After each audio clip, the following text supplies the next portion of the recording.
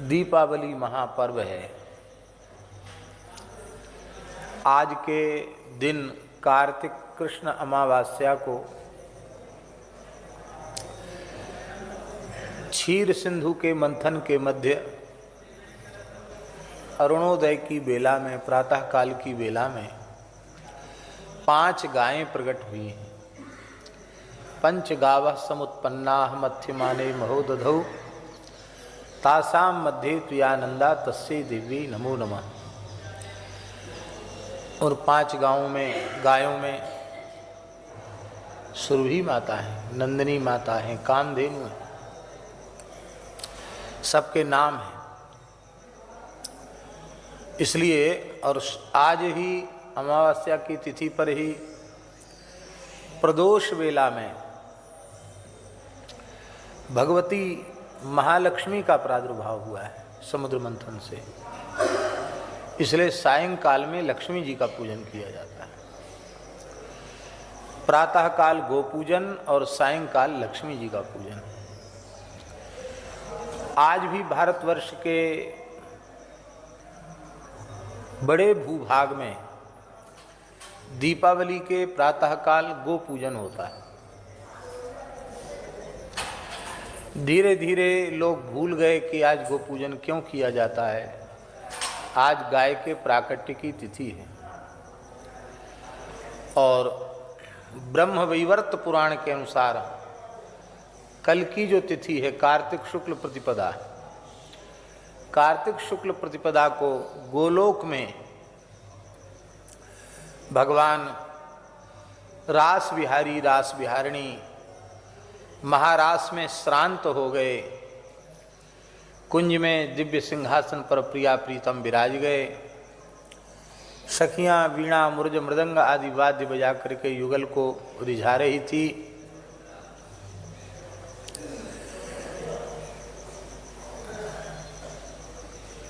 उस समय युगल जो सहज अनुराग के स्वरूप हैं, श्री लाल जी ने अपनी प्रेम भरी चितवन से प्रिया जी की ओर देखा और प्रिया जी ने अपने बड़े बड़े रत्नारे नेत्रों से प्रेम भरी तिरछी चितवन से अपने प्रियतम की ओर देखा।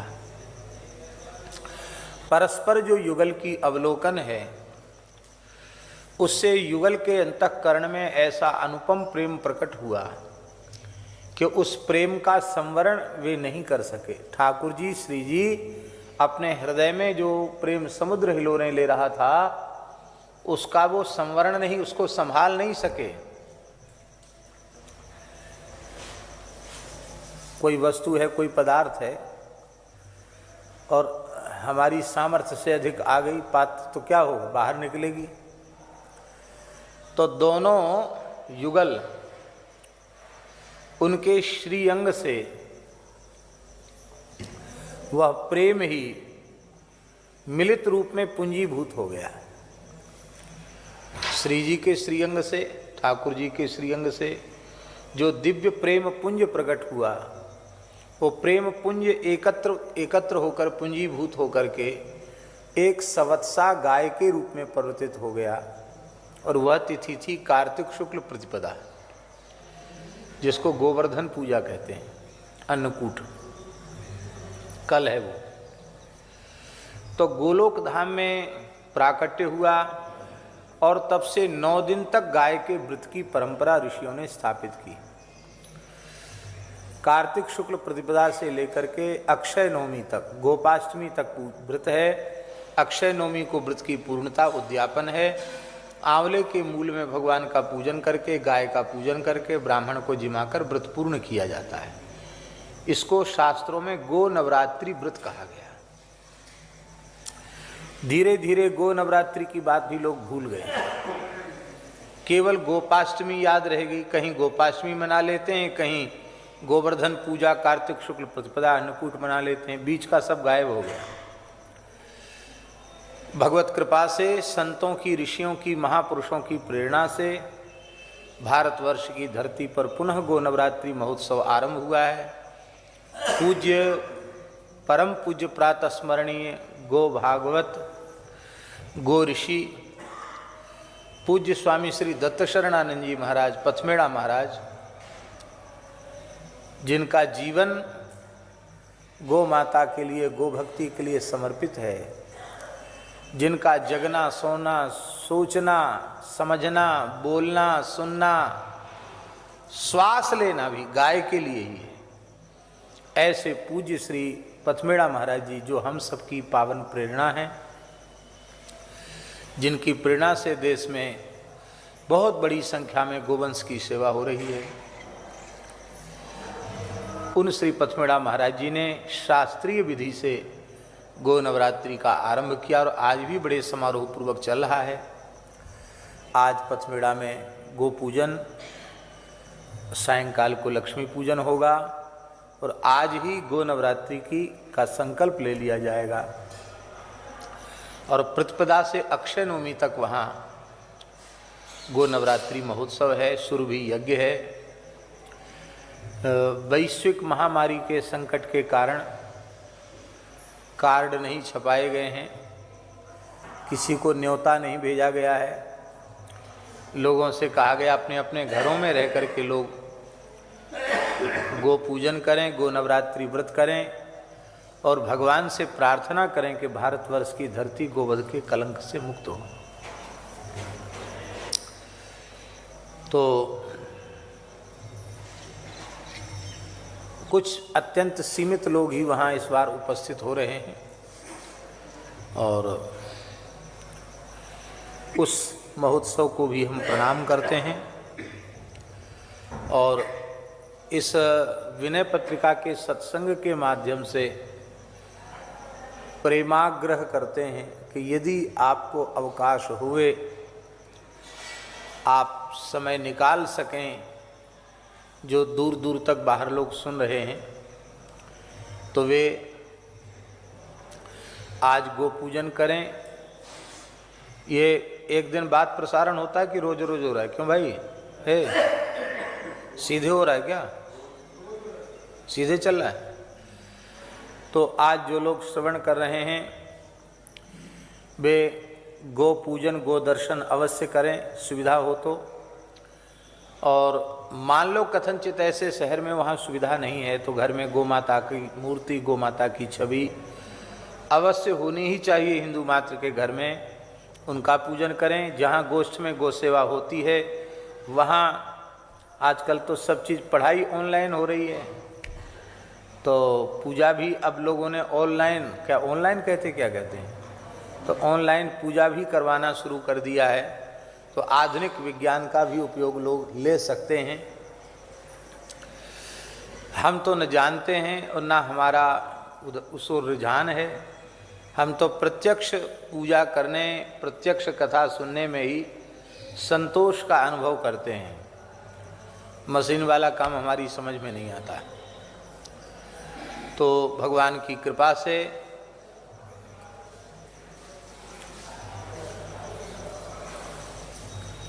ये बात हम इसलिए कह रहे हैं कि जिन लोगों को सुविधा बने वे अवश्य कार्तिक शुक्ल प्रतिपदा से लेकर के अक्षय नवमी पर्यंत गो नवरात्रि का व्रत करें। व्रत में कोई बहुत ज़्यादा ऐसे कठोर नियम नहीं हैं कि जिनका पालन संभव न हो।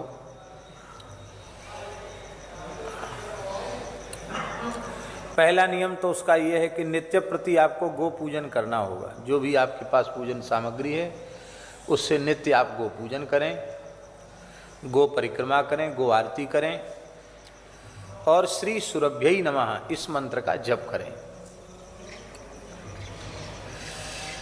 और हरि नाम जप करें, भगवान नाम जप करें।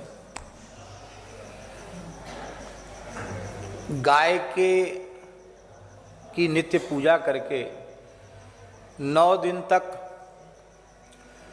हविष्य का आहार करें, गव्य पदार्थों का ही आहार करें। हविष्य का तो होता है पवित्रान्न। आजकल की भाषा में समझो तो फलाहार समझ लो। तो जौ भी हविष्यान्न में आता है। जौ बहुत उत्तम बात है कि यदि गाय के गोबर वाला जौ मिल जाए तो उस जौ का आहार करें। और हो सके तो दूध, दही, घृत, पंचगव्य, पंचामृत इसके ऊपर रहें। तो ये गो नवरात्रि आपका संपन्न हो जाएगा। और अक्षय नवमी को भगवान का आंवले के मूल में पूजन करके, आंवले के वृक्ष का पूजन करके फिर गो पूजन करें और फिर व्रत की समाप्ति करें।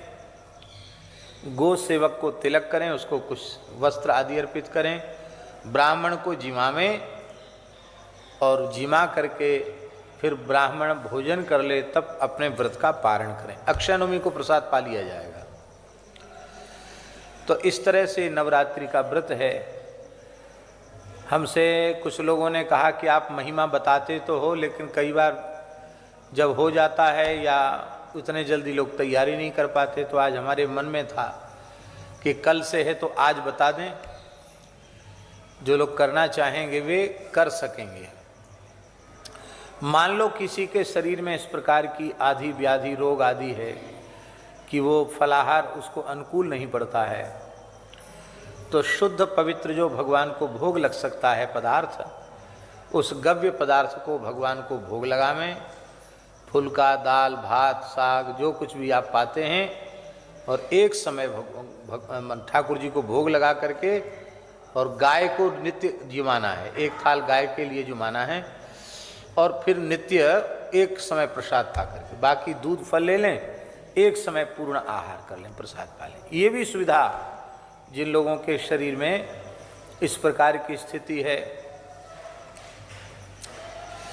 एक शुगर वाले मरीज आए, यहीं की बात है, और उनका संस्कार हो रहा था वैष्णवता का। अब वो तो होते होते हम कुछ बोल रहे थे, तब तक वो लुढ़क गए। तो हमारे मन में आए कि शायद इनको कोई भाव आ गया होगा, तो उनके निकट वालों ने कहा कि शुगर लो हो गई। तुरंत उनको ग्लूकोज पिलाया, तो ग्लूकोज पीने के बाद फिर ऐसे आँख खोली। अरे भाई आश्चर्य।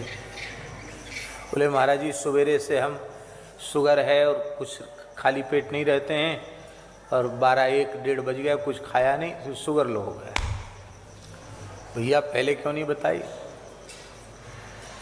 अब किसी को शुगर की बीमारी है और उसको मीठा खाने को, फलाहार खाने को आलू अनुकूल नहीं पड़ता और शकरकंदी अनुकूल नहीं पड़ती, उससे बीमारी बढ़ जाए, वो साधन न कर सके, इसलिए हमने कहा ऐसे शरीर में कोई व्याधि होवे तो प्रसाद पा करके भजन करना, गाय की सेवा करना, गोष्ठ की परिक्रमा करना, ये सब गो नवरात्रि का नियम है।